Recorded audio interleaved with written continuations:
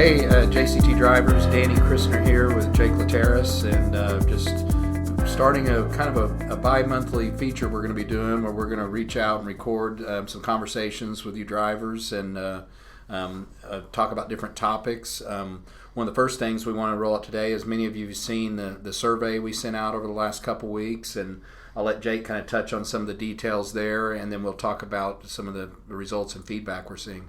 Yeah, for sure. So starting last week, we started a weekly survey that is really just for us to gauge how you're feeling kind of at the moment and at that point in time. It's sent out weekly, so you likely saw it again this week, hit your text messages. Really what we're wanting to see is just what your feedback is weekly, how you're feeling. If you're feeling great, that's great. Give us a good response. But if you're having issues, relaying those to us so that we can take note of it, so we can act on it, and it's going to be a continuing thing that we send out, just because we want to always have a pulse on what you guys are feeling and what you're seeing out there on the road, things that we can do better here to help you guys out there, and that the survey is, I think, step one in helping us understand the problems that you face so that we can attack it after that. No doubt. I mean, in the initial responses, we've seen a lot of positive feedback from drivers that like JCT and like their driver managers and the communication they get. We've also seen some areas where we have room for improvement.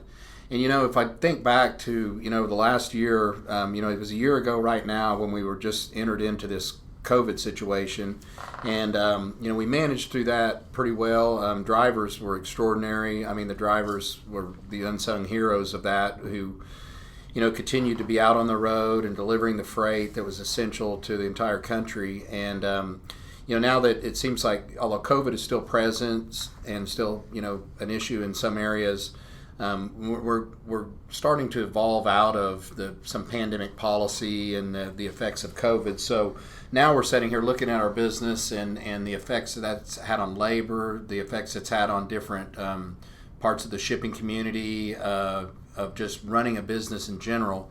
And so, if the more we can connect with you, the drivers, in your business, then the better we can understand, areas that we need to focus on for improvement.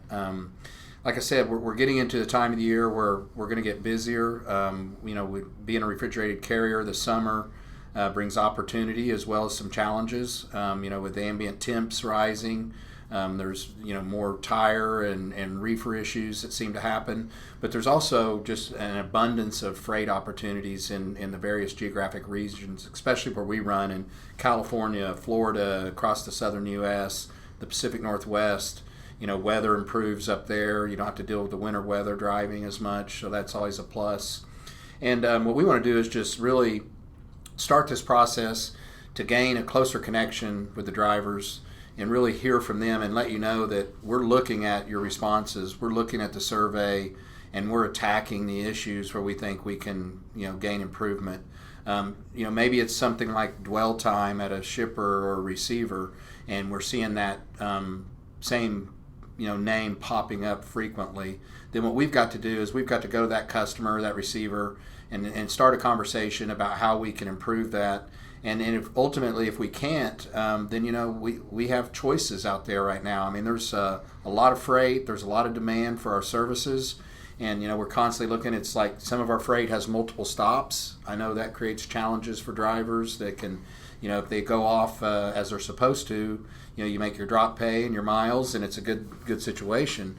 But a lot of times, if you get held up at one location, then that can trip up the entire sequence of drops. So, we're finding opportunities to lower the amount of drops, to find new freight opportunities that have, one and one. That's what every driver likes, a single pickup with a single drop with plenty of long miles in between.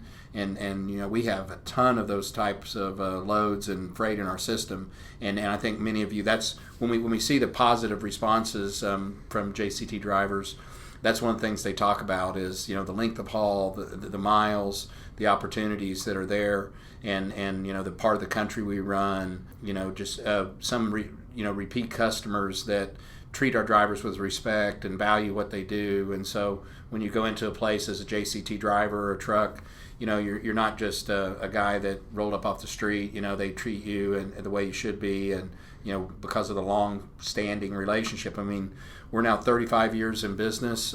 We've had customers that have been with us for multiple decades, and we have great relations with our customers. And sometimes that relation is in the corporate office or in the traffic department. From the driver's standpoint, maybe they don't get treated that way at the plant level. And so what we want to do is drivers, we want to make sure that you're making us aware of instances like that, so that we can relay that information to the superiors and the people that help set policy and can make changes. Because I promise you that right now, with the shortage of labor and the shortage of capacity that's out there, there's not a customer out there that wants to be labeled as a problematic shipper or receiver and lose capacity. It's just things are very challenging right now in the industry.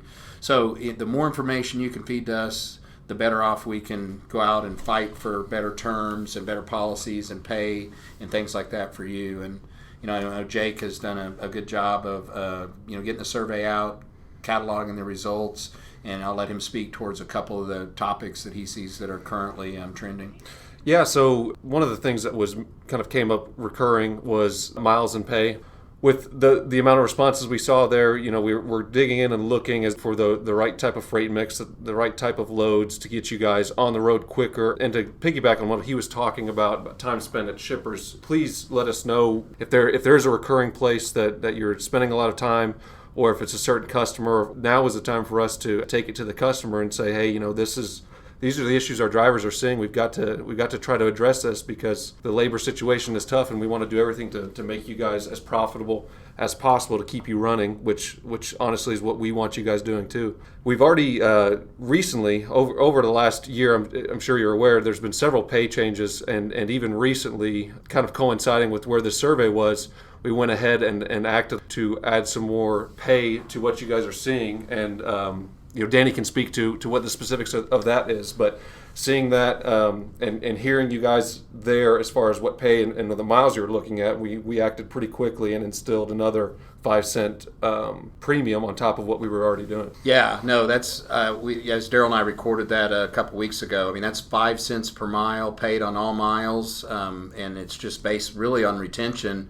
If you're here for the quarter, and by the end of the quarter, we're going to pay you 5 cents a mile on all the miles you've accumulated. This is in addition to all the other programs we have, the safety bonus and mileage thresholds. So really, it's just a 5 cents a mile opportunity. And as we get closer to the end of the quarter, we're going to be evaluating. We continue to try to push pricing and rate increases with customers, and then pass that on to our drivers. Different, not only on the rate per mile, but other terms, accessorial pay, detention pay, things like that.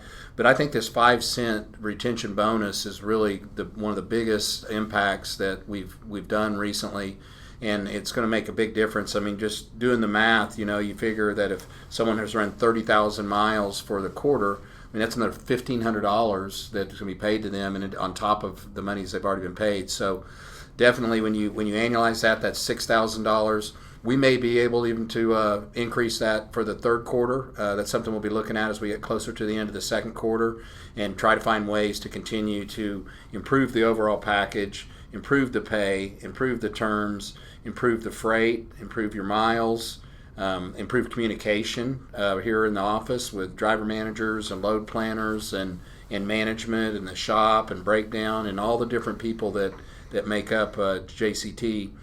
We've got a great company.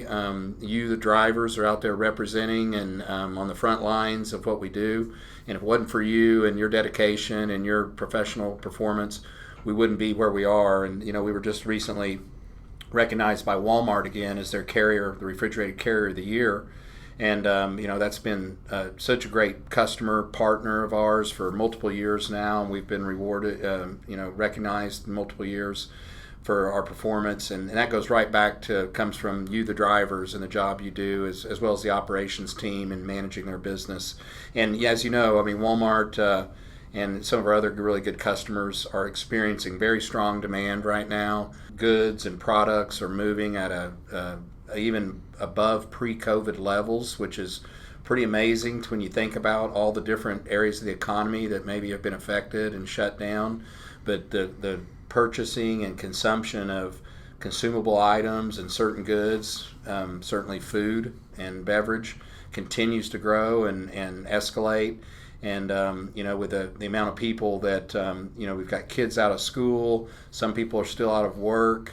So it's really created a challenging situation out there. If any of you have recently tried to buy certain items, you find there's a shortage of items, and that relates back to the labor component we talked about, that there's a lot of lower labor participation rate in the country right now than we've seen in a long time.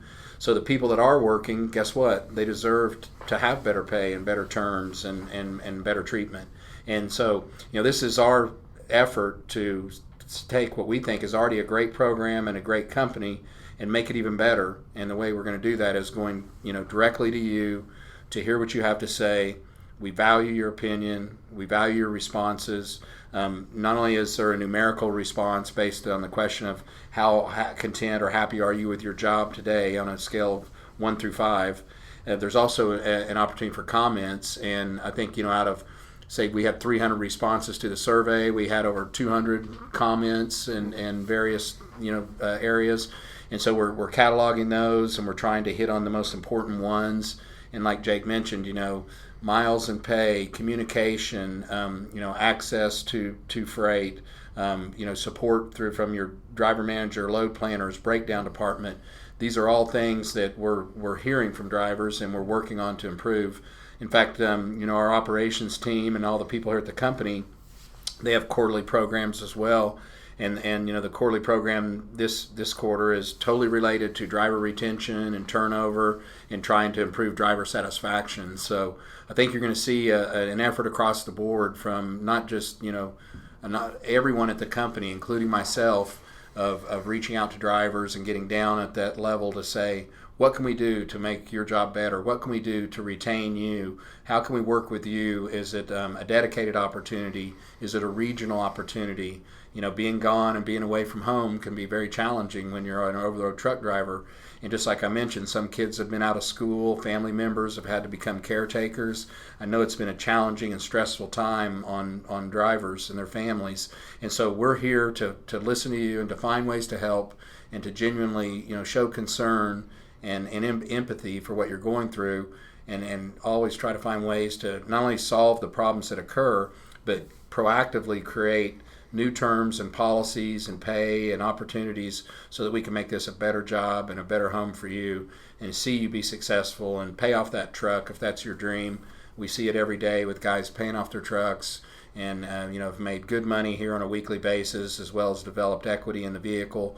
And so we know the program can work, and some of the things we're doing right now are just to hopefully incent you and reward you to stay here at JCT, help us continue to be successful, let us help you be successful, and let's go down the road together on this. Yeah, and to piggyback there just a little bit on what Dan was talking about with communication, that would have been one of the other common themes that was coming out of the first week surveys. And I just want you guys to know that we're not, it's not wasted effort on your part to send that to us. We're reading it. We're actually, distributing it. And I've made calls to drivers on certain issues that they've had just from the first week of surveys. Shannon upstairs, our VP of Risk Management, has made calls. We're going to be getting DMs and even planners or whoever it takes to get involved in looking at these specific issues that you mentioned that we can fix and act on quickly. And we're going to be calling on those and reaching out to you guys. So don't be surprised if you hear from us. And again, be truthful and be accurate in responses. And we want to act on that information quickly